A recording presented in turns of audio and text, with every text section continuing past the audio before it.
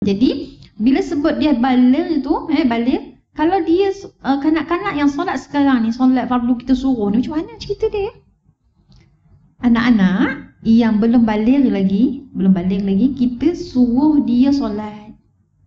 Solat fardu ni, zuhur, solat, bangun, kejutkan dia bangun, solat subuh sebagainya. Dia buat solat fardu. Jadi macam mana tu? Tetapi kita kena latih dia supaya bila dia baligh, dia tak liat nak solat. Jadi ibu, ayah, jangan rasa putus asa nak latih anak, ya. Jadi anak tu memang kena latih dari kecil. Bila nak solatnya, nak puasanya dari kecil.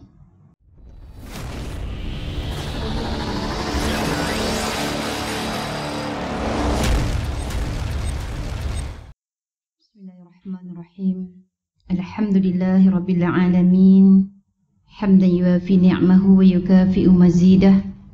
Ya Rabbana lakal hamdu kama yanbaghi li jalali wajhikal karim wa 'azimi sultanik. Allahumma shalli wa sallim ala sayyidina Muhammadin wa ala alihi wa sahbihi ajma'in. Subhanaka la 'ilma lana illa ma 'allamtana innaka antal 'alimul hakim. Rabbi shrah li sadri wa yassir li amri wahlul 'uqdatam min lisani yafqahu qawli. Allahumma aftah qulubana lil'ilm washrah sudurana lil'ilm wafsah lisanana lilhifz warzuqna li'amalih. Ya Allah, ya Tuhan kami, bukakanlah hati kami untuk ilmu, lapangkanlah dada kami untuk ilmu, fasihkanlah lisan kami untuk muhafaz, dan rezekikanlah kami untuk mengamalkannya. Sallallahu ala Muhammad wa ala alihi wa sahbihi wa baraka wassalam. Walhamdulillahi rabbil alamin. Assalamualaikum warahmatullahi wabarakatuh. Alhamdulillah, syukur kita panjatkan kepada Allah Subhanahu wa taala, ya. Sebab kita boleh sambung lagi pengajian kita hari ini, insya-Allah. Bagi yang ada buku, yang ada kitab, insya-Allah semua ada kitab, kan? Okey. Di muka surat 51. Kita menggunakan kitab Fiqh Al-Mar'ah ataupun dalam bahasa Melayunya Fiqh Wanita, karangan Dr. Ali Sa'id Al-Ghamidi, doktor yang mengajar fiqh di Masjid An-Nabawiyah. Baik, alhamdulillah. Okey, dah buka semua muka surat 51. Bagi yang tak ada buku, tak apa, insya-Allah boleh ambil nota, ya. Alhamdulillah.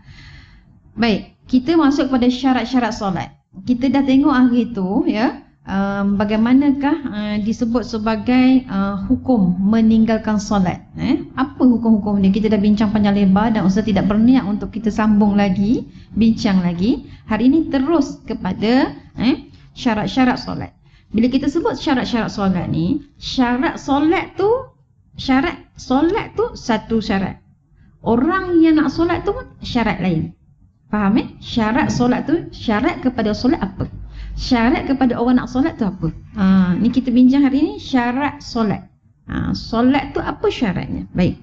Secara bahasa, kalau kita sebut syarat, ya, dia bermaksud alamat. Dalam buku ni sebut syarat maksudnya alamat. Sedangkan menurut istilah, syarat itu disebut sebagai sesuatu yang harus ada atau dilakukan kerana ketiadaannya akan menyebabkan tidak adanya sesuatu. Kan? Syarat, kan? Kena buat benda tu untuk mengadakan sesuatu. Kena ada syarat. Syarat nak dapat IC mesti 12 tahun ke atas. Syarat, kan? Baik, gitu. Allahumma salli Muhammad, sambung lagi. Dan keberadaannya tidak mengharuskan ada dan tidak adanya sesuatu. Kan? Dan ini disebut sebagai keperluan ataupun kepentingan syarat solat. Maknanya apakah kepentingan solat? Apakah keperluan syarat pada solat tu? Semua orang kena faham kenapa perlunya syarat. Tak ada syarat tak boleh ke? Nak solat je, kan? Kena ada syarat. Dan ia perlu dipenuhi, perlu dipatuhi lah syarat. Dan tiadanya syarat solat tadi baik semua, maknanya kalau kata syarat tu ada 4, ada 5. Tak ada semua syarat tadi, tak jadi solat. Ataupun tak ada satu pun tak jadi juga. Macam gitu, nah. Okey, sambung. Dan syarat-syarat solat tu ada 5. Apa dia? Yang pertama, niat. Semua orang tahu nak solat kena ada niat. Kalau tak, orang tak tahu nak solat ke nak buat benda ni, nak solat ke nak nyanyi ni, gitu. Kena ada niat. Nombor 2, kena suci daripada hadas kecil dan juga hadas besar. Hadas kecil, hadas besar ni semua kita dah settle insya-Allah bab ni kan. Bila kita nak solat tu kena tahu taharah semua tu. Allahumma salli Muhammad. Hadas merujuk kepada hadas kecil dan besar tu. Kalau hadas besar semua tahulah, dia kena wajib mandilah. Kalau hadas kecil tak perlu mandi, cukup dengan wuduk. Allahumma salli Muhammad. Sambung lagi. Kemudian apa lagi syarat dia? Yang ketiga, masuk waktu solat. Tak boleh solat, tak sah solat. Tak sah solat bila solat tidak masuk waktu. Sebab tu syarat nak solat kena masuk waktu, ya. Kalau solat sahaja, suka-suka solat, ya, ikut dan. Bukan ikut waktu, tapi ikut dan. Ya. Sebab kita rasa nanti tak sempat tu nak solat awal. Saya pernah ditanya oleh satu orang hamba Allah. Mungkin dia betul-betul tak tahu. Bukan dia sengaja nak uji ke apa. Tapi sebab memang dia tak tahu. Ustazah boleh tak Ustazah? Katakan subuh tu 6-1 minit. Saya kena keluar awal. Saya solat dulu. Solat tak masuk waktu tak boleh. Kita kena apa? Kita kena letakkan kita ni macam dia tak tahu. Tak tahu. Dia ni betul-betul tanya tak tahu ni. Jadi saya cakap syarat nak solat kena masuk waktu. Jadi tak boleh. Tak boleh. Kalau saya buat perjalanan nanti sampai sana subuh dah habis, saya qada, boleh tak? Boleh ke tak boleh? Alah, saya tak tahulah Ustazah. Saya tak mengalami situasi tu. Tak, kalau anak kita tanya satu masa, mak boleh tak mak, saya nak pergi tempat kerja ni, saya kena keluar awal tapi tak sempat ni nak solat, macam mana saya qada solat tu nanti? Masa zuhur nanti saya solat, nanti saya qada. Boleh tak boleh?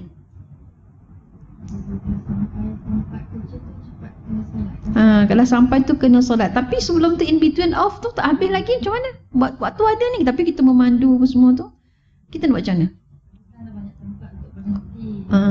Itu kita jawab lah, ada R&R lah, tak ada alasan apa semua tak. Tapi kalau ikut fiqahnya, solat juga menghormati waktu. Macam kita kat dalam kapal terbang lah kan, gitu. Okey, sambung. Itu belum masuk lagi bab tu, panjang lagi perjalanan kita ni. Baru cerita pasal syarat nak solat.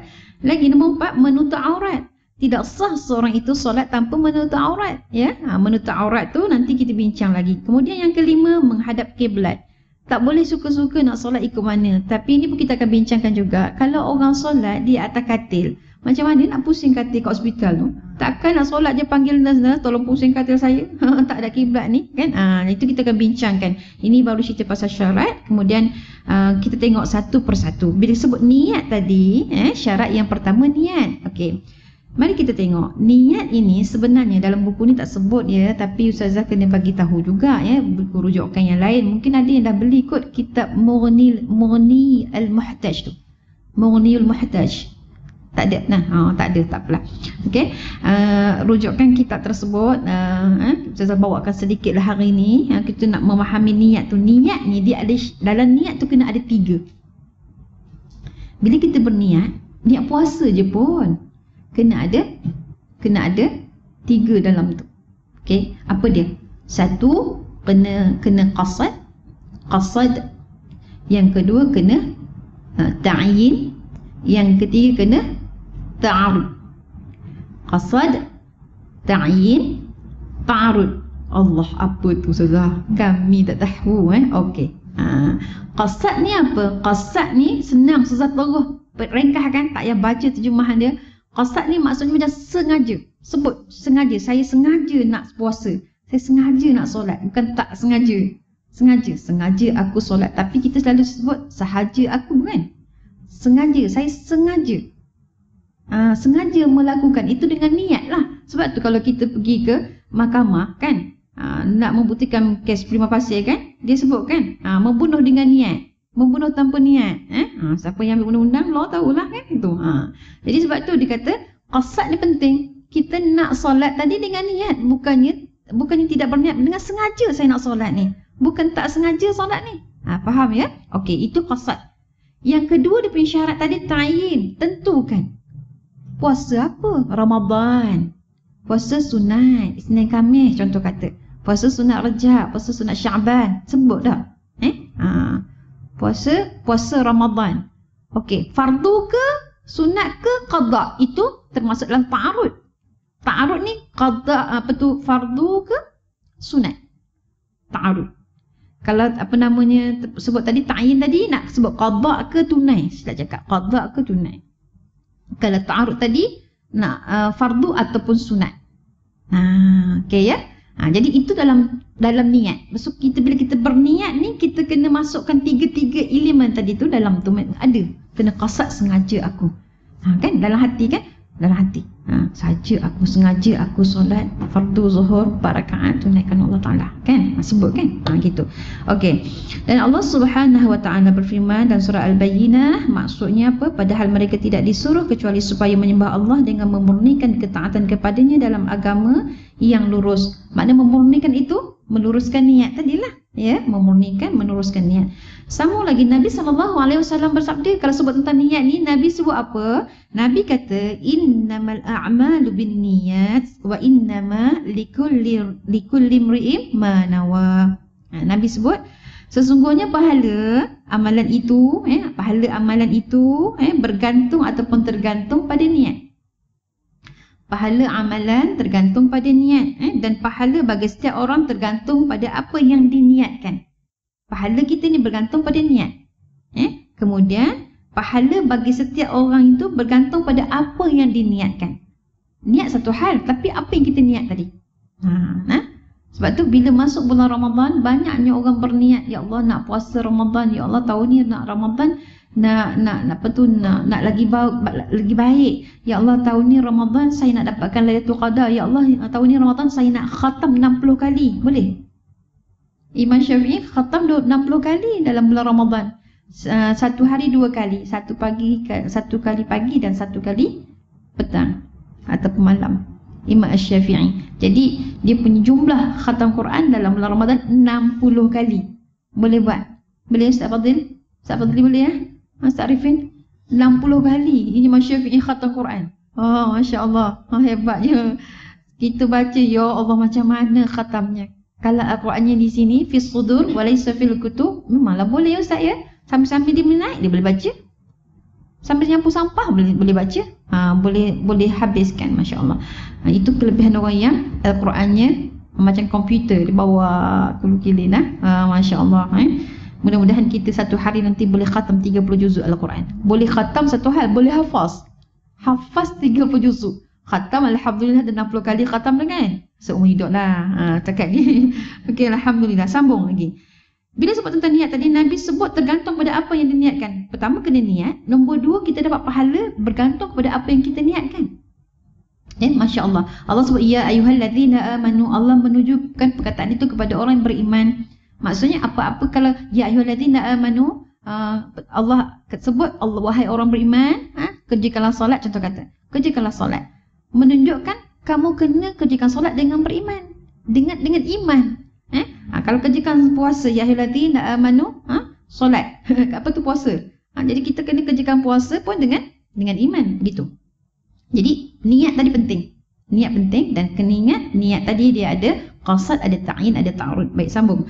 Kemudian beberapa hal yang diperhatikan berkait dengan niat solat. Apa dia? Kita tengok satu persatu. Satu, niat dianggap sah jika terpenuh 3 syarat, iaitu orang yang berniat tadi tu. Nak cerita orang yang berniat tu mesti Islam, baligh, berakal. Islam, baligh, berakal, iaitu orang yang berniat nak solat tadi. Kalau yang berniat tadi tu bukan Islam, dia niat nak solat. Niat tu ada tapi sebab dia bukan Islam, tidak sah lah solatnya sebab dia tak Islam. Jadi kena Islam, yang berniat tu kena Islam. Faham ya? Kalau berakal, merujuk kepada orang yang sihat akalnya, dia tak gila. Tak gila. Kemudian baligh merujuk kepada kanak-kanak yang sudah akil baligh. Lah jadi remaja lah bila baligh kan. Jadi bila sebut dia baligh tu, baligh, kalau dia kanak-kanak yang solat sekarang ni, solat fardu kita suruh ni, macam mana cerita dia? Anak-anak yang belum baligh lagi, kita suruh dia solat. Solat fardu ni, zuhur, solat, bangun, kejutkan dia bangun, solat subuh sebagainya. Dia buat solat fardu. Jadi macam mana tu? Kalau mengikut dalam kitab yang ditulis oleh Imam Asy-Syarbini rahimahullah ta'ala yang memetik kata-kata Imam An-Nawawi, solatnya menjadi sunat, ya, sebab dia belum balik lagi. Tetapi kita kena latih dia supaya bila dia balik dia tak lihat nak solat. Jadi ibu ayah jangan rasa putus asa nak latih anak, ya. Jadi anak tu memang kena latih pada kecil. Bila nak solatnya, nak puasanya pada kecil. Okey, kemudian sambung lagi. Tempat niat tu di mana, ya? Di hati. Bagus, alhamdulillah. Tempat niat tu dalam hati. Tak boleh kita cakap dalam kat mulut. Itu lafaz niat. Kita sebut usolli fardhu dhuhri 4 raka'atin ada'an lillahi ta'ala, itu di mulut. Di hatinya macam mana? Tadi qasad di qalbi. Okey? Tak payah bercakap lah maknanya. Dan hati itu lintas dalam hati. Itulah niat. Tempatnya di hati. Baik, sambung. Bersungguh-sungguh dalam niat. Kena sungguh-sungguh dalam niat. Maksudnya apa? Mujahadah lah kita dalam niat ni. Tak boleh sambil lewa je. Ni kadang-kadang dia niat pun dia lupa. Dah angkat takbir ni, dah sebut takbir Allahu Akbar. Tadi dah niat ke belum? Niat tu lupa. Maknanya tak sungguh-sungguh dalam niat tadi. Sama kita nak puasa. Dan niat sungguh-sungguh kan? Mana kalau kita dah niat sungguh-sungguh, kita pasti tak akan ada rasa malah tadi niat ke belum? Bila niat sungguh-sungguh, kita ingat kita dah berniat dah. Dia tak ada dah lagi was-was dah. Begitu. Apa-apa sajalah yang kita buat semuanya nak niat sungguh-sungguh, insya-Allah Allah bagi. Kita datang ini, insya-Allah kita seperti biasa kita akan ulang. Bila kita duduk dalam majlis ilmu, masya-Allah, ya, malaikat akan hadiri. Tak nampaklah. Kalau nampak penuh dewan ni, Ustaz. Kalau orang nampak penuh 16 tingkat buat pun memang tak cukup. Suruh pakat datang, nampak malaikat datang. Masya-Allah, tapi tak nampak. Bila duduk majlis ilmu ni banyak-banyak doa. Nak apa? Doa. Allah tak kedekut. Minta dengan Allah. Minta dengan manusia belum tentu dapat. Potensi dapat tu tidak dapat tu dah 90%, kan? Tapi kalau dengan Allah, insya-Allah dapat 100%. So doa, bila duduk majlis ilmu, doa, masya-Allah. Masa kita duduk majlis ilmu ni, Allah arahkan seluruh makhluk di langit, di bumi, dalam air, semua doakan kita. Suka tak? Tapi kalau kita tak nak, maknanya kita cakap, ya Allah, tak payah ya Allah, tak nak, saya tak nak doa tu. Saya tak nak pergi majlis ilmu, sebab saya tak nak pun doa tu, tak dapat pun tak apa. Saya boleh doa sendiri. Barat gitulah. Orang yang menghadiri majlis ilmu, dia punya fadilat dia lebih besar pada orang yang solat sunat 1000 rakaat. Tadi kawan kita tak mau pergi, hampilah. Kita pun pergi. Balik-balik tak siap lagi dia solat 1000 rakaat tu. Kita dapat dah pahala tu. Untung ke untung? Untunglah kan. Gitu. Kalau kita tahu kelebihan, memang kita akan rasa ya Allah. Kalau nampak kelebihan, sebab Allah cipta kamu tak nampak. Bila tak nampak ni, biasalah manusia suka figure benda tu kan. Nampak baru rasa nak. Tak nampak malas. Gitu kan. Itu sifat manusia. Baik, sambung. Dan kemudian tengok niat ni hendaklah dikekalkan terus dan terjaga sehingga akhirnya solat. Ini ada perbahasan sebenarnya dalam kitab Mughniyul Muhtaj, ada dibahaskan tentang niat tu mesti terjaga sampai akhir solat. Macam mana cara dia tu? Okey, nanti kita elaboratekan. Sambung. Niat ini harus dilafazkan ataupun niat ini harus dibuat dengan sengaja, sedar dan tahu. Maknanya tadi yang sebut 3 tadi tu, ta'yin, qasad, ta'yin dengan ta'arud. Yang akhir tu, yang sedar harus mengetahui menentukan solat apa, itu termasuk dalam qasad, ta'yin, ta'arud. Okey, tulis situ. Qasad, ta'yin, ta'arud. Gitu, ya. Dah termasuk dalam tu dah. Alhamdulillah, habis. Dan jika anda berniat solat sunat, dia kata, anda tidak boleh menggantikan niat solat sunat tadi kepada solat fardu. Contoh, kita solat sunat tahiyatul masjid, kan? Tiba-tiba tu solat lah, tukar pula, zuhur lah. Ataupun kita solat sunat qabliyah 2 rakaat, solat zuhur lah. Tak boleh. Ini kerana posisi niat awal kita tadi tu, anda tadi dia kata solat sunat, posisi awal, maknanya awal-awal kita niat tadi solat sunatan, kan?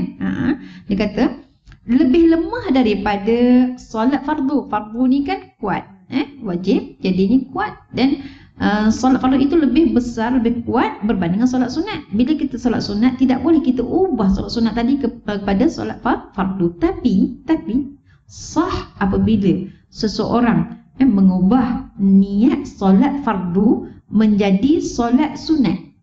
Pernah dengar? Contohlah, kita solat solat fardu zuhur, dah buat 2 rakaat. Rakaat kedua ni cakap, qabliyah lah, tadi lupa nak buat qabliyah.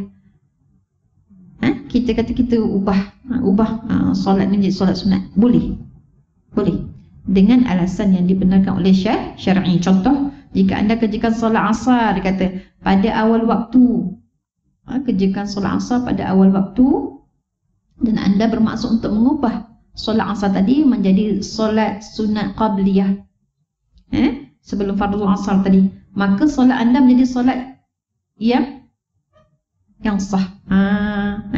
Solat fardu tadi dia nak tukar kepada solat sunat sah, itu yang disebutkan oleh editor, maknanya penulis lah.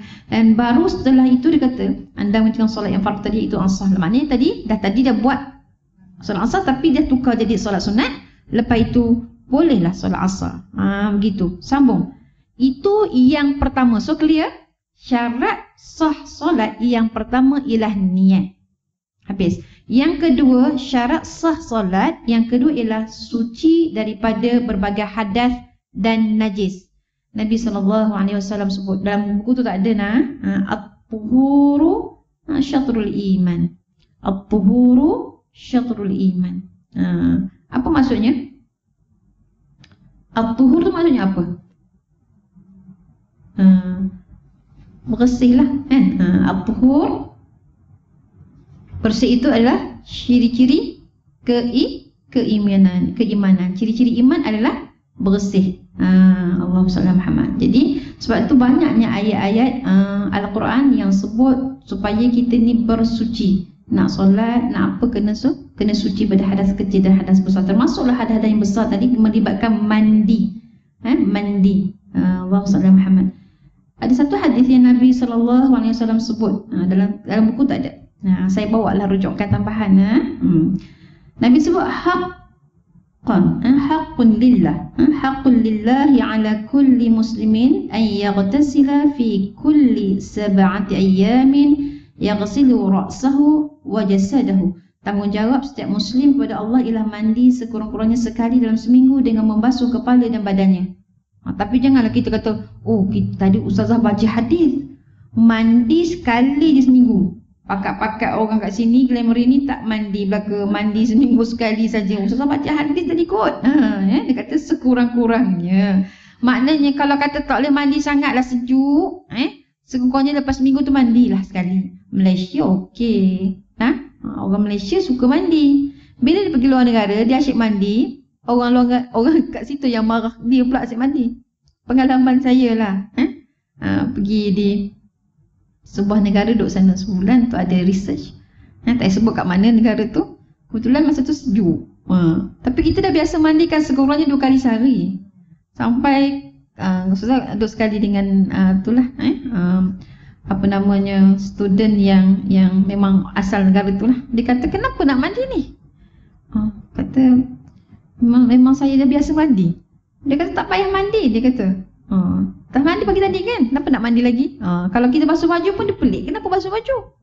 Baju tadi dah bawa pergi ni, jalan kaki semua. Dia tak setuju kita basuh baju. Sebab apa? Baju dia pun tak basuh. Dia pakai sangkut, pakai yang lain pula sangkut, pakai yang lain sangkut. Maknanya nanti rotate je. Gitu. Kalau baju musim sejuk, sangkut di belakang tu bertemu dengan musim sejuk tahun hadapan. Gitu. Jadi bila kita buat PL membasuh baju tu, dia macam annoying sangat dengan kita. Bila kita mandi banyak kali, 2 kali sehari tu pun dia macam, aduh bazir air. Okey. Jadi sebab musim sejuk, sebab dah biasa. Okey, itu tak melampau lagi sejuknya. Masa tu bukan musim salji pun. Kalau salji lagilah. Okey, sambung lagi. Itu commercial break.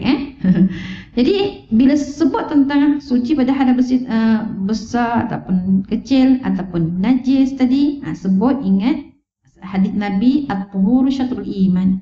Orang yang beriman, ciri-ciri dia ialah bersih. Bersih. Jadi hadas adalah satu sifat yang dapat menghalangi solat dan ibadah lain. Kalau seorang itu berhadas, maknanya dia terhalang daripada untuk solat, terhalang daripada membaca Quran, terhalang daripada melakukan tawaf. Banyak benda yang dia tak boleh kalau dia berhadas, kan? Jadi kalaulah begitu, kenalah hilangkan hadas dulu untuk membolehkan dia solat dan juga melakukan ibadah-ibadah lain yang sejenis. Ini memerlukan keadaan suci baru boleh buat. Jadi hadas tadi ada dua, itu hadas kecil, hadas besar. Dan hadas kecil tadi cukup dihilangkan dengan berwuduk. Tapi sebelum berwuduk tu, apa-apa pun muslimat, ya, kita kenalah bersihkan dulu, bersihkan dulu apa-apa yang perlu dibersihkan, istinja dan sebagainya, ya. Kemudian barulah berwuduk untuk mengangkat hadas kecil, gitu. Dan seorang muslimah, kenapa disebut sini seorang muslimah? Sebab buku ni khas untuk muslimah. Saya nak tanya, Ustaz Fadli ada tak jumpa fiqh ar-rajul? Tak ada, nah. Tapi dekat banyak kat pasaran banyak fiqh al-mar'ah, fiqh wanita. Fiqh lelaki tak ada, nah. Maknanya khusus buku fiqh lelaki tak ada. Wanita kena banyak baca buku fiqh lah, nah. Fiqh al-mar'ah ni mesti ada sesuatu yang nak disebut tentang wanita. Fiqh al-mar'ah sebab tu penting. Okey, kalau kita sebut Allahumma salli Muhammad, surah pun surah An-Nisa. Ada jumpa surah Al-Rajul tak, Ustaz? Tak ada. Pentinglah wanita ni, penting. Penting, Masya Allah. Sebab tu ada satu surah An-Nisa, fiqh pendidikan khas untuk Al-Mar'ah, Masya Allah. Fiqh Al-Mar'ah ini ada juga waktu daripada Ar-Rajul. Ar-Rajul bagus mengaji fiqh Al-Mar'ah ni. Sebab mana? Sebab dia nak guide isteri dia. Dia kena ada ilmu. Nabi dalam buku ni kita jumpa ni. Nabi sebut perkara yang perlu, yang wajib suami sediakan apabila telah mengahwini seseorang wanita. Hendaklah dia memberikannya ilmu. Ilmu maknanya tadi isteri tadi belajar sampai mana, sekat mana tadi mak ayah dia ajar sampai solat sampai mana, dia kena take over tugas tadi tu. Cek isterinya solat, bacaan solat itu benda yang basic sangat. Mengaji Quran, habiskan mengaji Quran, segala ilmu berkaitan dengan Quran tadi suami dia kena ajarkan pada isteri, itu Quran. Hadis lagi, segala ilmu berkaitan dengan hadis tadi, dengan syarah dengan apa ni, suami kena ajar. Lagi apa lagi? Akidah tadi, akidah kena, segala benda yang berkaitan dengan akidah tauhid tadi kena ajar isteri. Kemudian fiqh tadi, segala ilmu yang berkaitan dengan fiqh kena ajar isteri. Kemudian tasawuf, wajib, termasuklah ilmu sirah.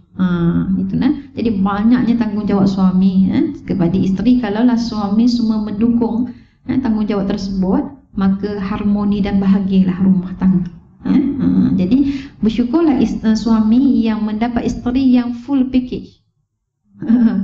Dia dah ada dah ilmu tu semua, suami tak payah nak buat apa dah, ya. Aurat pun dah cukup tutup, solat pun pandai, semua pandai belaka dah, bersyukurlah, alhamdulillah. Tapi kalau tak dapat yang begitu, didiklah menjadi isteri yang salihah. Begitu, ya. Okey, sambung lagi.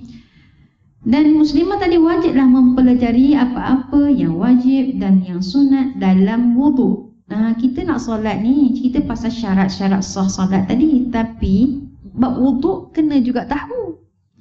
Kita kena tahu kunci syurga tu apa? Kunci syurga apa? Solat. Kunci solat taharah.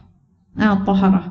Termasuk wuduk lah, ya, taharah. Jadi sebelum nak berwuduk, kita pun kena pastikan diri kita bersih daripada najis. Sucikan diri daripada najis, barulah kita berwuduk. Jadi semua ada kunci-kuncinya, masya-Allah, ya. Jadi Allahumma salli Muhammad. Sambung, ya. Setiap gerakannya hendaknya disempurnakan 3 kali. Disebab apa tadi? Tentang wuduk tadi. Jadi muslimat kalau nak ambil wuduk kena faham juga, ya. Nak bertaharah dulu. Bertaharah wuduk tu taharah, ya. Sebelum tu bersihkan daripada najis dulu, ya. Kalau ada hadas, bersihkan daripada hadas besar dulu.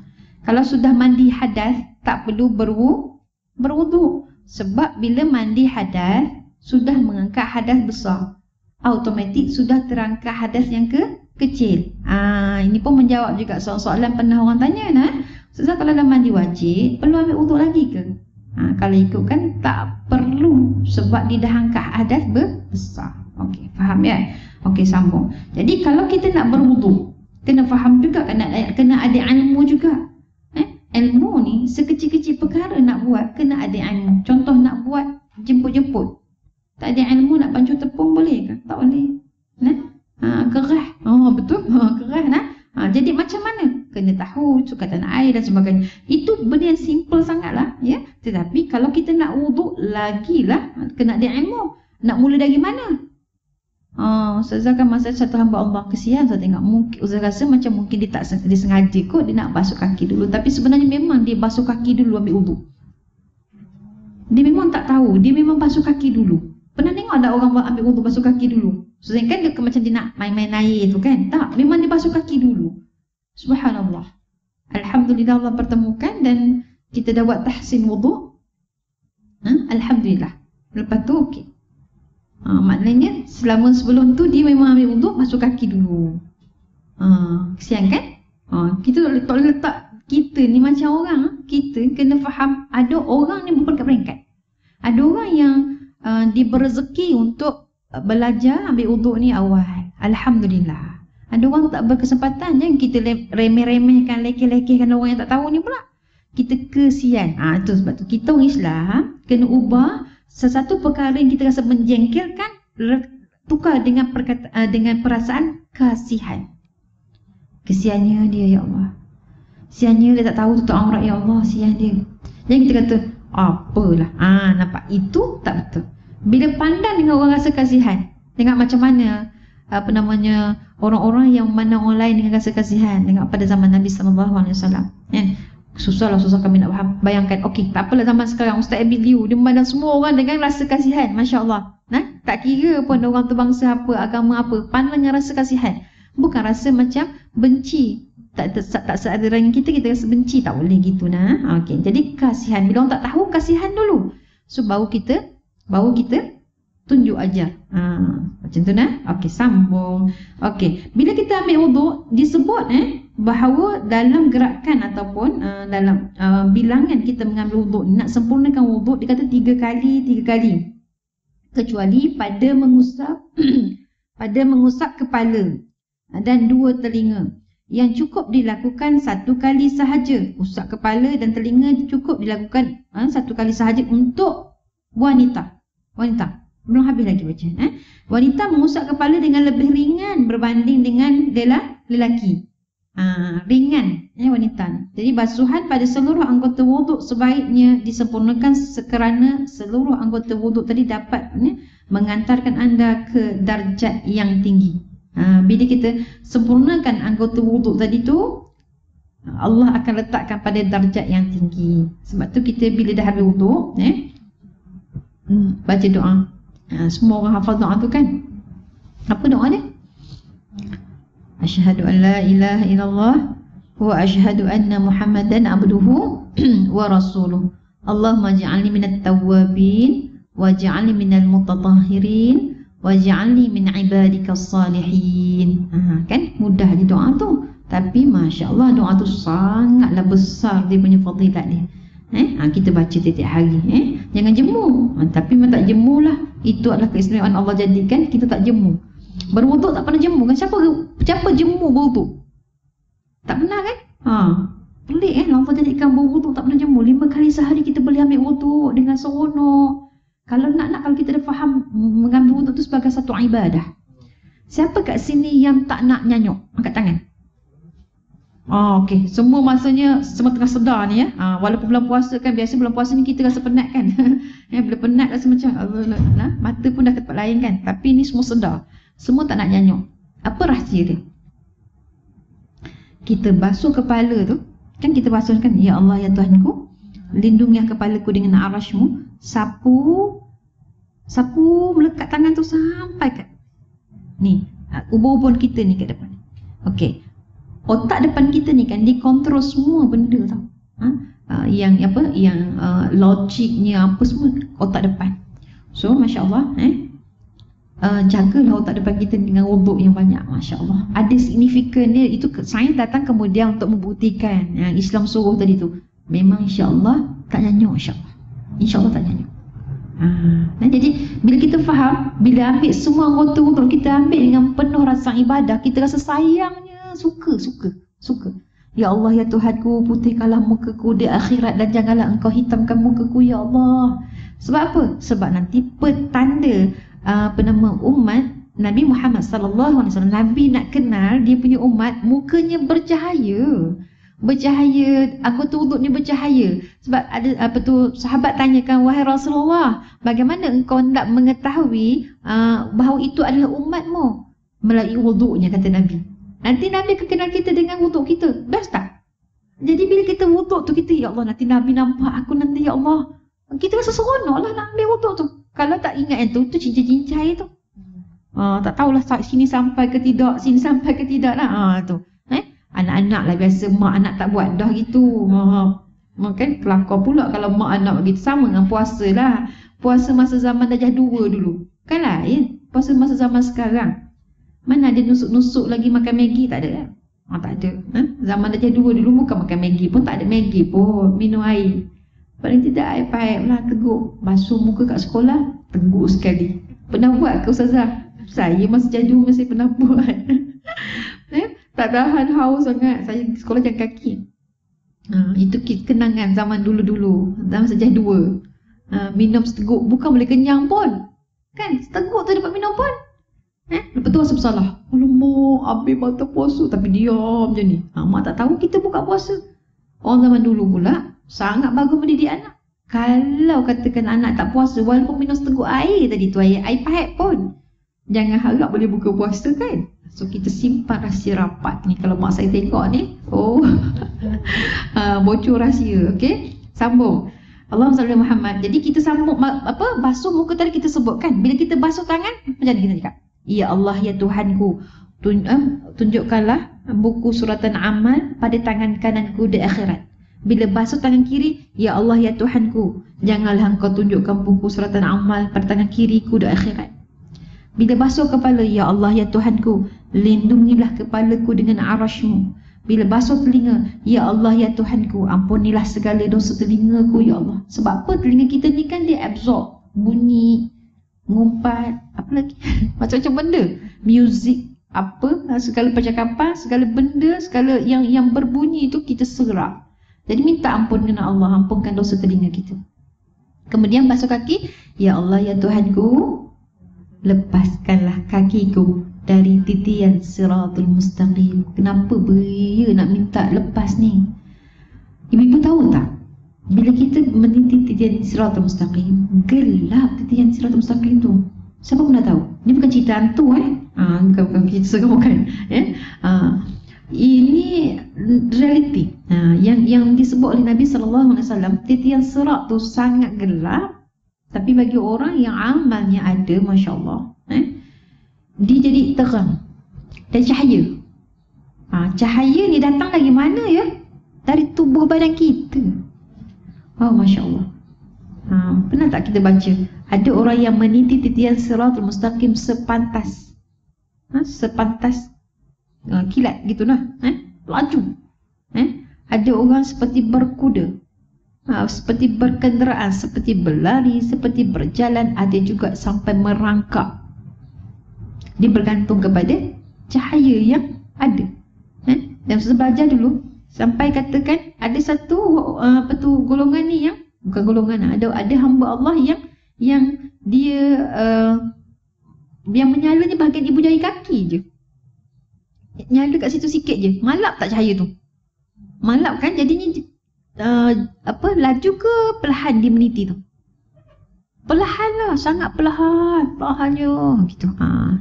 Jadi sekarang kita nak, bila kita buat sesuatu, kita bayangkan, ya Allah, ni nak titi-titi yang siratul mustaqim ni, nak laju. Kena doa. Jadi daripada wuduk tadi permulaan. Bila solat tu lagilah kan, gitu. Penting wuduk kan. Allahumma salli Muhammad, sambung lagi. Dan sebab tu dia kata, bila kita berwuduk sempurna seluruh anggota wuduk, maka Allah akan letakkan kita pada darjat yang tinggi. Gitu. Faham ya? Okey. Relate terus dengan titian sirat tadi. Okey. Jadi bila contoh tu kita akan bila nak berwuduk je kita akan fikir, ya Allah, gitu. Sambung. Sahabat-sahabat Nabi sallallahu alaihi wasallam menyampaikan sifat wuduk Nabi sallallahu alaihi wasallam kepada kita dengan periwayatan yang sempurna, dan Nabi biasa berwuduk 3 kali pada setiap gerakan. Gerakan baginda sallallahu alaihi wasallam, maknanya setiap basuhan tu 3 kali. Dan itulah bilangan maksima sebagai bentuk wuduk yang paling sempurna. Dan Nabi juga pernah berwuduk dengan 2 kali, dan pernah juga berwuduk dengan 1 kali, maknanya 1 kali basuhan. Ya. Ini menunjukkan apa? Kebolehan, maknanya bolehlah kalau nak berwuduk dengan 1 kali. Syaratnya apabila tadi kita berwuduk, semua anggota tadi itu harus dibasuhi dengan air. Maknanya air tu sampai pada setiap kulit tempat anggota wuduk, bukan setiap anggota badan, tapi anggota wuduk sahaja, ya. Baik. Dan keterangan dari sunnah menyebutkan bahawa dosa akan keluar dari badan bersama dengan air wuduk. Masya Allah. Seronok dah. Jadi kita ni orang Islam, alhamdulillah, kita faham bagaimana nak memulakan sesuatu, bagaimana kita nak memulakan hidup kita yang kadang-kadang salah kompas, salah simpang, tersasar, patah balik, jumpa jalan yang awal tadi, ikut balik. Benar kan? Saya pergi sabak berenang pun sesat baru ni. Masya Allah, pakai map tu, sesat juga saya. Dibawa jalan lain, ingat betul. Okey, jadi kalau kita nak pergi akhirat, lagi banyaklah jalan yang kita tersesat, tersalah lalu. Kita kadang ikut hati kita nak lalu. Jadi kita undur balik, cari balik, dan cari dia punya apa tadi, main road dia tadi tu, pergi semula ke situ, nak lalu balik. Allahumma salli Muhammad, Allah sediakan kita dengan solat. Seawal wuduk tadi, bila kita berwuduk, keluar semua dosa-dosa kita daripada badan kita, anggota kita, daripada celah-celah kuku keluar kita punya dosa. Masya Allah. Siapa yang nak buat macam tu? Allah Subhanahu Wa Taala. Untung tak kita dengan Islam? Untungnya, Masya Allah.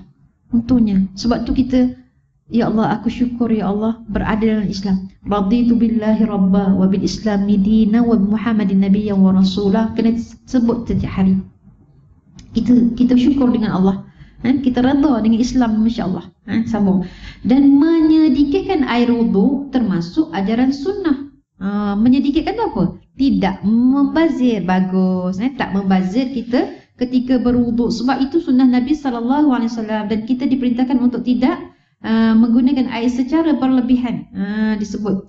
Biasanya dilakukan oleh orang-orang zaman sekarang, disebut. Dan Nabi biasa berwuduk dengan 1 mud. 1 mud ni berapa dia punya jumlah dia? 687 mililiter. Andaikan 1 botol mineral yang 600 mililiter tu, lebih sikit. Okey. Nabi berwuduk dia pakai tu sahaja, jumlah air yang Nabi gunakan. Kita buka pipe, nak kalau kawan sebelah, tadi pergi tak ada. Oh betul. Dia sama menyembang yang best tu. Ya. Jadi jangan membazir ketika berwuduk. Nabi berwuduk dengan air, betul dia punya apa? Jumlah air tu lebih kurang 687 mililiter air. Sikitnya Nabi. Kita teguk 500 ml, 600 ml tu dah habis. Nabi berwuduk dengan yang tu, kuantiti yang tu. Baik. Nabi biasa berwuduk dengan 1 mud tadi, iaitu kalau ikut tadi dia pakai genggam, ataupun kita sebut tadi pakai botol mineral tip ukur tadi 600 ml dan lebih sikit gitu. Dan Nabi biasa mandi dengan 1 syak. 1 syak ni apa Ustazah? Mud lah, syak lah. Kami mak tahu, mak. Okey. Tadi mud tadi dah tahu kan? Kita botol mineral yang 600 ml tu tambah 87 ml lagi kan? Jadi 87.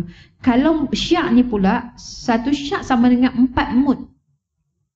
Maknanya 687 kali dengan 4.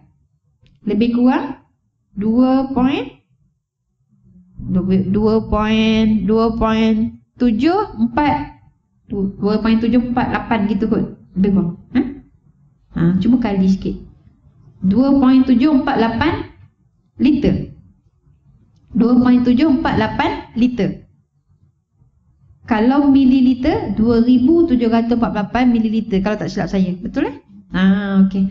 Jadi kalau liter lebih kurang hampir 3 liter lah. Lebih kurang 3 liter. Nabi mandi dengan 3 liter air, lebih kurang botol mineral yang 1000 ml tu, 3 biji botol tu sahaja. Kita mandi satu bola kalau boleh kan. Tak bersih-bersih lagi. Suami ketuk belum yang tak siap lagi. Belum. Lama sungguh. Keluar putih berseri. Patutlah. Nabi mandi 3 liter air sahaja lebih kurang. Masya Allah. 2748 ml ataupun 2.748 liter. Sikit yang Nabi gunakan. Nabi tidak membazir. Dan ketika seorang bangun tidur, ni sebut tadi, bila sebut tentang membazir tadi, kita kena ingat juga ayat Al-Quran banyak mengajarkan kita supaya tidak membazir. Membazir ni dalam semua aspek lah. Sama ada kita nak ambil wudhu tadi, air, nak mandi, air, kita guna benda itu, jangan membazir. Kemudian apa lagi?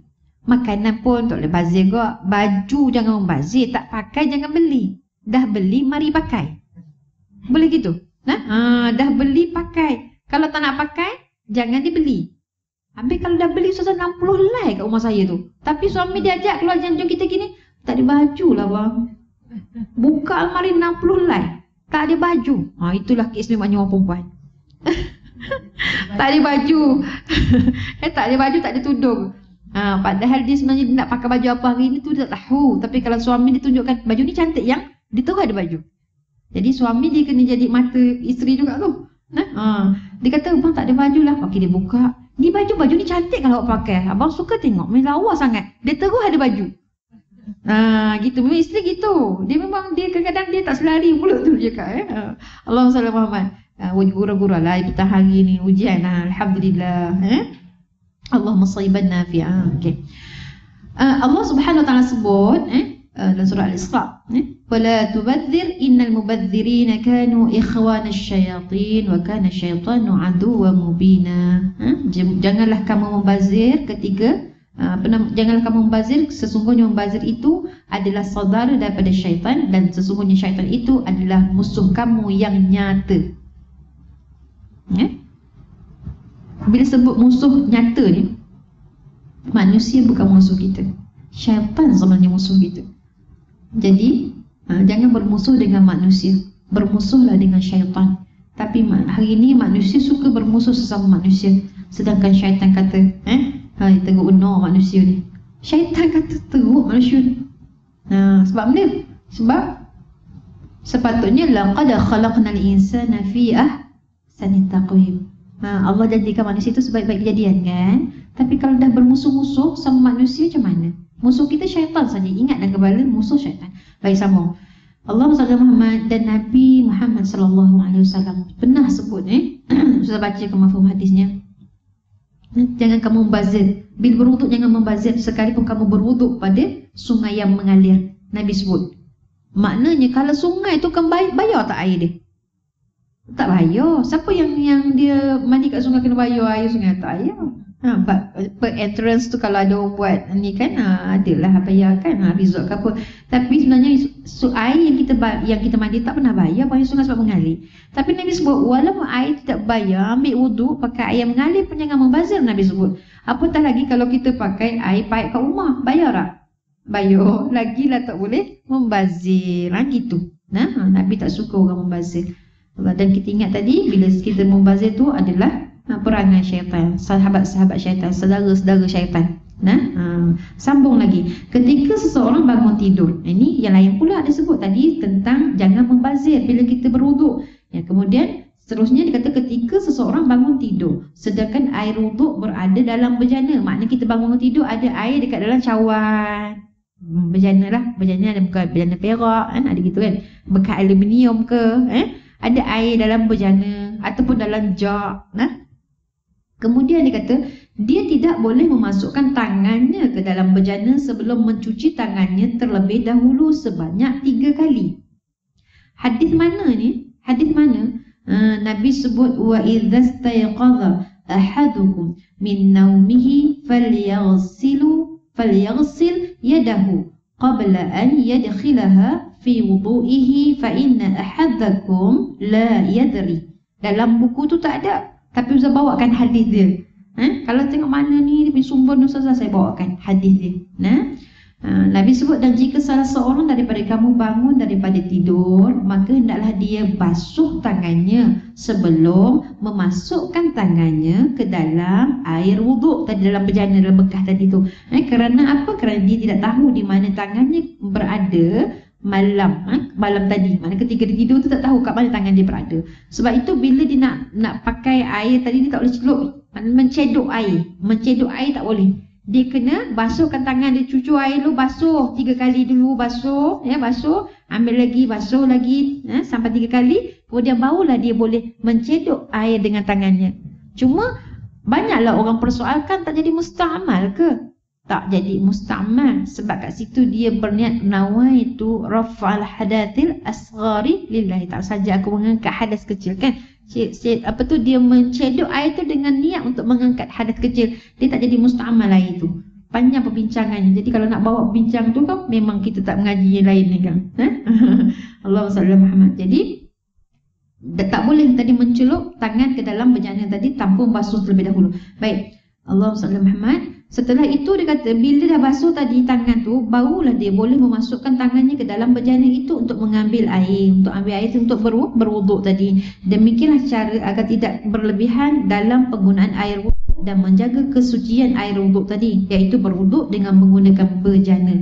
Dia tak cakap guna-guna apa, paip kan. Bila paip ni orang memang dia tak kisah air tu berapa banyak pun jatuh, dia tak kisah. Dia nak disiplinkan kita supaya guna air yang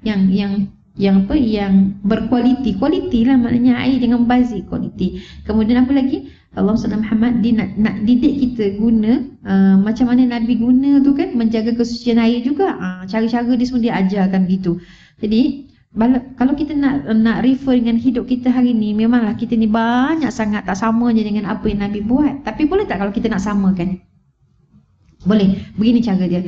Air paip tu kecilkan. Tapi itulah masalahnya. Kalau pergi mana-mana perasan tak kalau air paip tu kecil macam mana? Ya Allah, kenapa kecil air ni? Buka maksima. Sebab tak puas. Air kecil tak puas lah Ustazah. Rasa macam tak rata je. Rasa tak basuh muka saya ni. Itu rasa je. Syaitan je kerja tu. Tahu tak syaitan dia duduk kat mana bila kita ambil wuduk? Siapa tahu? Syaitan bila kita ambil wuduk dia duduk kat mana? Ada kat sebelah ke? Tak, dia akan duduk dekat anggota badan kita ni. Dia akan duduk kat hati kita ni, dia akan jentik rasa was-was. Lepas tu tak rata lagi, ambil lagi, nak air besar, nak buka. Itu kerja dia. Itu memang kerja dia. Dia punya bos dia kata apa? Private, pergi cepat. Sekarang dah masuk waktu. Masa tadi azan, dia semua lari di tambukang tau. Memang tak cukup tanah nak lari sebab dengar azan. Habis je azan, dia pun datang serapat-rapat dengan kita. Dia disebutkan dia duduk dia apa? Di lubang dubur, lubang kubur. Bukan lubang kubur jangan salah dengar lah. Dubur dan kubur. Dia nak bagi kita ni buang angin dan sebagainya. Lepas tu dia sama lah tu dia was-was tadi, dia ambil ke belum, dah basuh ke belum ni. Jadi orang ambil wuduk pun was-was. Ada hamba Allah ni dia kesian was-was, dia tahu. Dia dah ambil wuduk, dah siap nak solat ni. Nak solat, lepas tu dia berdiri kat sejadah. Lepas tu dia nak ambil sesuatu lah. Di meja, dia pergi ambil. Dia dah ambil, dia letak kat tepi sejadah. Lepas tu tanya kawan ni, tadi dia dah ambil wuduk. Lepas tu dia nak solat. Dia ambil barang dia kat situ. Lepas tu dia masuk semula kat sini. Sah tak solat ni? Sah tak wuduk dia? Batal tak wuduk dia? Sampai macam tu sekali dia punya was-was dia. Jadi kita tak rasa macam tu, jangan kita ketahukan dia. Kita pun kata pelik. Memang kita rasa macam pelik, kesiannya dia. Kan mesti kata kesiannya dia. Jangan kita ketahukan dia. Itu pun was-was ke? Kalau melawak kawan, melawak biasalah tu. Kawan dia melawak. Kalau kita tengok kesian lah tengok macam tu. Dia sangat was-was. Ada orang dia basuh muka tak siap, basuh lagi, was-was. Tak habis-habis. Orang pertama berwuduk dengan dia, orang tu dah habis. Orang kedua berwuduk dah habis juga. Orang ketiga pun habis, dia tak habis-habis lagi, dia was-was.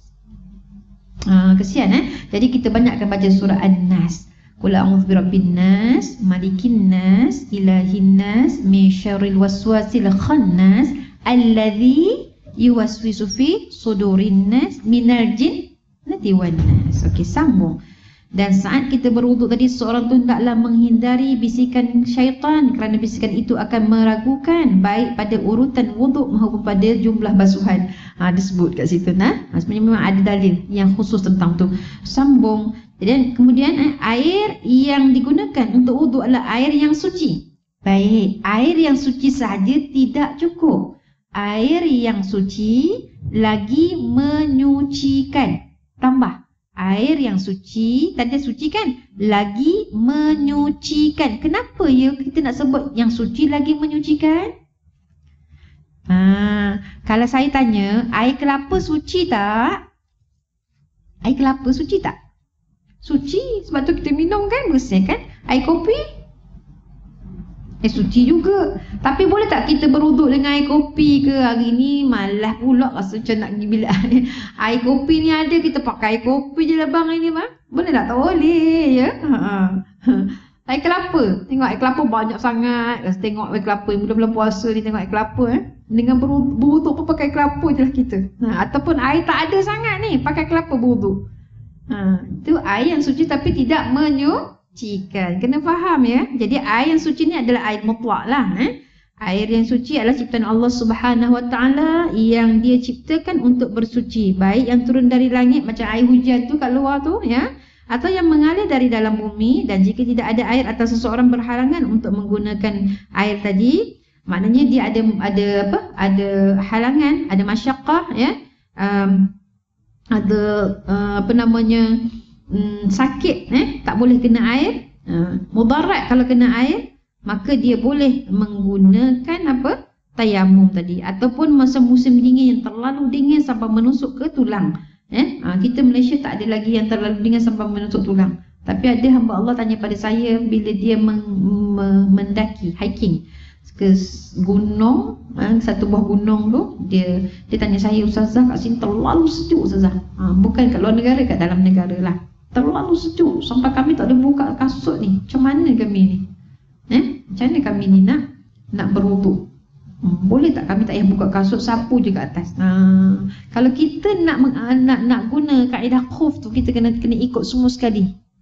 Memakai khuf tu nanti tak masuk lagi tu. Sabalun hol yang tu stalun.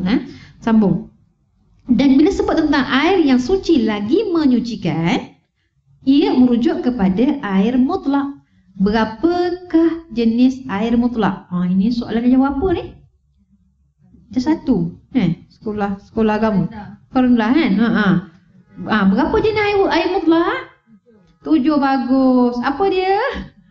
Air hujan kat luar tu. Bagus. Lagi? Air sungai. Air mata air. Bagus. Air laut. Betul. Air perigi. Air embun. Air salji. Cukup 7. Jadi jangan ragu-ragu. Kalau pergi tempat bersalji, nak ambil wuduk, pakai saja air salji tu.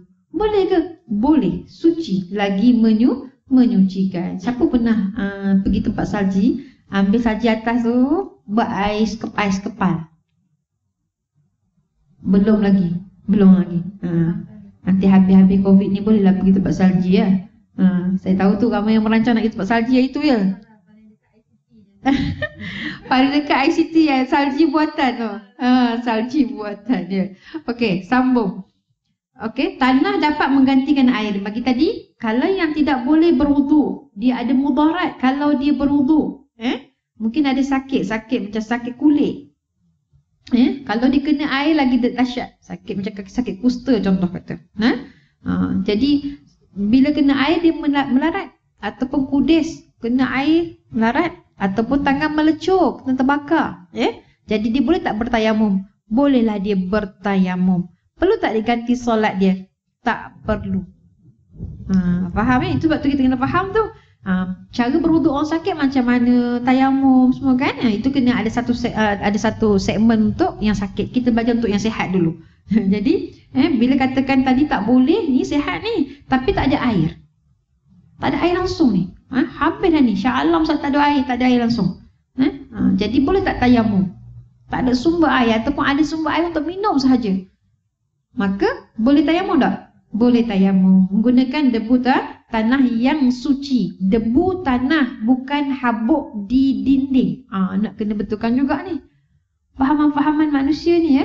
Tepuk-tepuk sofa kat rumah dia, tepuk-tepuk. Kenapa tepuk? Nak bertayamum. Pasal apa? Ada nyabuk, ada debu ni kata. Ni debu ni. Boleh ni dia kata. Itu habuk. Ya.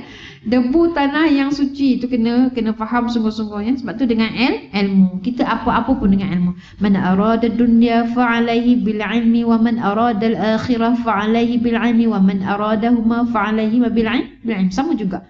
Nak apa-apa pun dengan ilmu. Benda sekecil-kecil pun dengan ilmu. Betul? Nak mari sini Masjid An-Nur Tamasya Glamourin pun dengan ilmu juga. Tak tahu jalan boleh mari sini? Boleh. Sama juga. Semuanya dengan ilmu, sekecil-kecil perkara sampai sebesar perkara. Ini pula tayamum tadi tu. Jadi tayamum tadi ada cara-cara dia. Cara-cara dia. Bukannya kita macam suka-suka hati je. Asalkan tayamum sudah. Tak tahu cara dia. Tepuk, suka-suka hati nak sapu mana dulu. Dia tayamum ni mudah. Sapu muka dan sapu kedua tangan sahaja, tu saja. Kaki tak payah sapu. Ada hamba Allah dia tak faham, dia sapu kaki. Dia tak belajar. Nampak macam simple. Tapi Ustazah pernah buat ujian tayamum, 99% gagal untuk bertayamum secara betul. Nampak mudah. Dia tengok dah kawan dia buat. Okey, dia pun ajuk. Tiba turn dia tak jadi juga. Mudah tetapi perlukan praktikal. Sebab tu kena praktis juga ya. Betul. In case kita kena tayamum, semua orang ada ilmu Jadi tayamum pun kena belajar juga. Walaupun tiap-tiap hari ni kita memang berwuduk ya. Bila tak boleh berwuduk, tak ada air ataupun ada sebab kekangan tadi, ada mudarat pada kulit sebagainya, kenalah bertayamum. Apa rukun tayamum? Satu, niat. Kemudian nombor 2, meratakan debu tanah ke muka dan kedua tangan. Itu saja, 2 je. Jadi niat. Okey, niat baca bismillah. Nak baca bismillah boleh juga, bismillahirrahmanirrahim. Kemudian niat nawaitu tayammumi li isbahatis salah kan. Kalau kita nak niat tayammum ni, sahaja aku bertayamum untuk membolehkan kita aku mendirikan solat gitu. Kerana Allah Ta'ala menepuk 2 belah tangan. Baca dalam bahasa Melayu sahaja tadi, tak niat tayamum pun okey dah ya. Menepuk 2 belah tangan. Tepuk. Kemudian bila kita tepuk debu tu dia tebal kan. Kita nipiskan kat tepi. Nipis gitu. Nipis belaga ni dengan ni belaga. Nipis. Kemudian sapu di muka. Nak mula kat mana ni? Kalau basuh muka pakai pencuci, kat mana mula? Pipi biasanya kan. Okey, kalau nak tayamum, ni sini. Sini dulu. Mula pada atas. Lepas tu jalan ke bawah. Ini yang ibu jari ni. Dia kena ikut tepi ni. Ya, ikut tepi. Turun tepi ikut. Itu tugas ibu jari. Habis kat mana habisnya? Berhenti kat mana? Salah. Berhentinya di sini. Dekat hidung. Mula dekat dahi tadi, kat sini semua kena derata ni ya.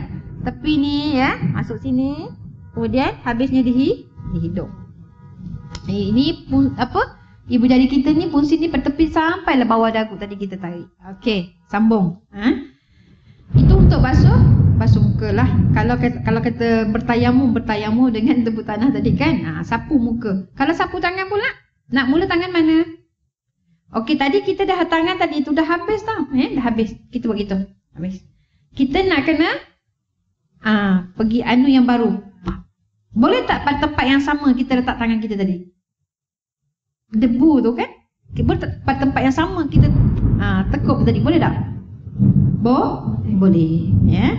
Boleh ya. Nipiskan sikit. Mula jari mana? Mula tangan mana? Tangan kanan dulu. Jadi tangan kiri tu kena letak bawah tangan kanan. Yang mana yang kena letak? Ni hujung jari ni yang kena letak. Macam mana nak jalan? Jalan dulu, jalan sampai ke siku. Ni jangan usik ni, tak boleh usik. Jalan ujung saja sampai ke siku, nanti pusingkan tangan ni, baru tangan ibu jari tangan tadi tu tekakkan, barulah jalan. Nanti dia akan hujung ni. Gitu habis. Sama juga dengan tangan kiri. Nampak mudah kan? Nanti kita buat praktik. Buat praktikal ya. Boleh? Nanti kita buat praktikal dia. Lepas raya lah, insyaAllah pakat-pakat tak datang pula. Okey, sambung. Itu basuh, itu untuk tayamum. Jadi kata meniup telapak tangan tadi untuk mengurangkan debu tadi boleh juga, tapi kita tengkuh debu tadi tu, usap ujung jari ke wajah, kemudian mengusap punggung telapak tangan yang sahaja tadi. Okey, habis yang tu. Kemudian wanita boleh mengusap kedua alas kaki dan kaus kakinya selama 1 hari. Ini kalau pakai khuf yang stocking kulit.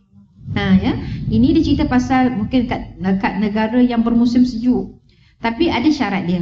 Macam ni. Nak pakai khuf ni kalau duduk rumah, nak pergi mana-mana, duduk rumah saja, dia boleh tahan 1 hari 1 malam. Caranya sebelum pakai khuf tu kita kena macam biasalah, kena bersuci pada hadas kecil, najis, hadas besar, tak boleh hadas besar, tak boleh ada najis, tak boleh ada.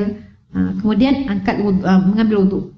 Ya, berwuduk, dah siap berwuduk, barulah sarungkan stokin kulit tadi tu, khuf tu. Okey. Nanti kalau kita nak solat yang lain, kita hanya kita ambil wuduk, tapi yang kaki tadi tak payah buka. Kita hanya sapukan atas, tapi dia jalan serentak. Yang ni yang selalu orang tak tahu. Macam mana saya nak tunjukkan? Katakanlah ini kaki kita. Okey. Tangan yang atas macam gini. Tangan yang bawah macam gini. Dekat tumit. Dia jalan serentak. Yang ni ke belakang, yang ini ke depan. Faham Faham okey, yang ni gitu ya. Yang ni dekat belakang tangan ni. So yang ni jalan ke belakang, yang ni jalan ke depan. Faham? Itu kalau menyapu khuf. Ada cara nyapu dia, bukan suka-suka sapu atas tu je. Dah selesai, bukan gitu nah. Ada cara menyapu dia tu. Ya, itu cara. Kalau kita bermusafir, nak pakai khuf tadi boleh tahan 3 hari 3 malam tanpa buka. Kalau nak basuh kaki tadi, macam itulah cara dia, nyapu je kat atas dia. Wanita boleh begitu, tapi dia ada syarat pula. Tidak ada lubang, tak bocor ataupun tidak ada hadas besar. Ya. Bila sudah berhadas kena buat balik. Okey. Jadi Allah SWT Muhammad, kemungkinan inilah yang difahami oleh masyarakat. Ada salah faham kat sini. Kenapa ya? Okey, pernah tak dengar seseorang yang memakai balutan simen di tangan ataupun di kakinya, accident, ke simen tangan ataupun kaki dia. Dan dia pun cakap, ini kalau tak ambil wuduk dulu tak boleh simen. Maknanya kalau nak simen kena ambil wuduk dulu. Kalau nak solat nanti barulah boleh sapu atas dia. Kalau tak boleh. Macam mana cerita tu? Ada seorang Allah datang kat saya, dia nangis juga. Sedih susah, dia kata, betul ke 3 bulan pakai simen tu macam mana nak ganti solat? Banyaknya nak ganti, dia kata. Itu kita pasal pakai khuf tadi, tak sama pakai simen. Ada orang hamba Allah ni accident, dia pergi dah tolak ke OT ni. Doktor nak bedah dia, nak tahu simen. Dia cakap dengan doktor, saya ambil wuduk dulu. Kalau dia sedar. Masalah sekarang ni, dia pun tak sedar kan? Nak ambil wuduk macam mana? Sebenarnya tak ada. Boleh sahaja sapu kat atas dia. Kan ada. Itu ada cara wuduk orang sakit. Dia dah sebut dah macam mana. Kalau tangannya berbalut, kalau kaki berbalut, itu ada. Memang ada. Nanti kita belajar bab tu. Hari ni cerita pasal orang sihat dulu. Okey, sambung. Jadi muslimah tadi harus menjauhi najis. Bila sebut kat sini harus, maknanya wajib, mesti menjauhi najis, membersihkannya daripada pakaian, membersihkan pakaian daripada air kencing, daripada darah, daripada mazi, muntah anak-anak jika banyak, kemudian membersihkan badannya yang terkena dengan najis, dan dia hanya boleh solat di tempat yang suci, Menjauhi najis adalah syarat di antara berbagai syarat terpenuh. Itu kata kesucian badan tadi tu. Badan, pakaian dan juga tempat yang digunakan untuk solat. Begitu. Jadi kesemua ini suami kena pastikan isteri tadi boleh solat dalam keadaan dia tak ada najis. Isterinya tu boleh solat dengan elok lah. Dia kena ambil tahu tu. Gitu ya. Allahumma salli Muhammad. Kewajipan dia untuk menjaga kan. Dan perlu diperhatikan, tengok nota kaki sikit bawah tu ya. Dia kata perlu diperhatikan juga bahawa istinja atau mencuci kemaluan dengan air tidak mesti dilakukan setiap kali berwudu sebagaimana perkiraan sebahagian orang, tetapi dilakukan setiap sehabis buang hajat sahaja. Bila qada hajat, maka hendaklah dia membersihkan kan, gitu, istinja kan. Begitu juga istijmar dengan batu-batu. Istijmar ni dengan batu-batu lah kalau tak ada apa namanya tak ada air tadi kan. Dia boleh guna batu. Mula-mula tadi istinja dengan air, kemudian tak ada air, boleh istijmar dengan batu atau tisu dan yang sesuai ataupun semisal dengannya sebagai pengganti istinja. Dan boleh dilakukan tanpa disyaratkan ada atau ketiadaan air atau ketidakmampuannya untuk menggunakan air. Boleh istijmar, boleh menggunakan tisu, boleh. Apa lagi yang boleh? Daun pokok. Tetapi daun pokok ni tak boleh ambil yang warna hijau, kena yang kering. Daun kering. Cantik situ, daun kering saja boleh, jangan ambil daun hijau nah. Okey, batu, boleh guna batu, tapi bukan batu cincin. Banyak pula batu kat rumah nah. Batu cincin tak pakai, boleh buat dah ni, tak boleh nah. Kena batu yang kesat. Permukaan yang kesat. Sabut, boleh sabut? Boleh. Kulit kayu syaratnya kulit kayu kering, bagus. Yang hidup tak boleh. Okey. Yang tu kita kena faham itu. Antaranya yang kita boleh gunakan adalah istijmar tadi, untuk menggantikan istinja dengan air tadi. Allahumma salli Muhammad, sambung. Dan hadas besar harus dihilangkan dengan mandi kecuali jika tidak mendapat air. Kalau berhadas besar sama ada janabah ataupun haid ataupun nifas, hendaklah menggunakan air. Kalau tak ada air macam mana? Boleh guna kaedah tayamum, bagus. Boleh gunakan kaedah tayamum ya. Dengan cara yang kita sebutkan kat atas tadi tu. Tayamum 2 je anggota dia bukan basuh satu badan ya. Jadi Allahumma salli Muhammad. Nanti kita lepas ni kita akan belajar yang bahagian janabah tu, kita akan belajar.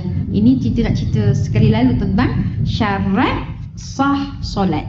Itu syarat yang kedua, iaitu mesti suci daripada hadas kecil, hadas besar dan juga najis. Clear tak? Clear So saya tak adil kalau lah kita ni buat kelas tapi tak ada soalan. Ada siapa-siapa nak tanya soalan? Ada soalan tak? Sebab masa kita tinggal 9 minit. Jadi tak adil kalau tidak buka untuk soalan.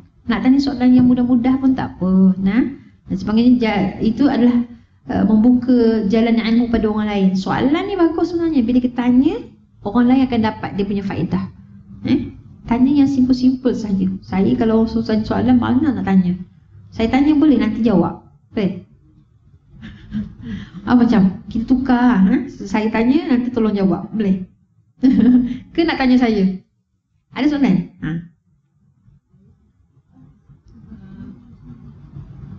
Dengan niat solat di kalau masuk masjid tu, kita nak buat tahiyatul masjid kan, tapi azan gelap. Jadi kita nak buat, boleh tak kita buat gabungkan niat tahiyatul masjid dengan qabliyah? Boleh.